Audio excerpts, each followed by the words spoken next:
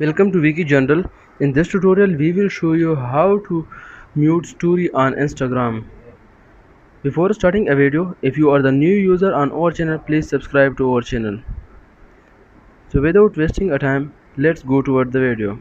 In this video I will provide you a 3-way to mute Instagram story.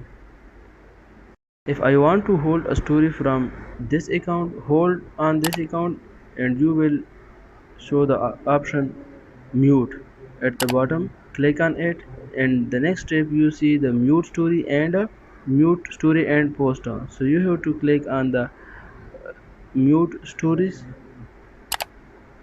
So this is the first way, and the second way you have to go to your profile and click on the following.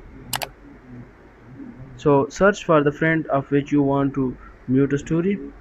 So I select one of them, this one, and you see the option 3 dot at the left. Click on it and at the bottom you see the option mute. Click on it or hide. Sometimes this is the option of hide. So click on mute and there is a 3 option: post, story, and notes.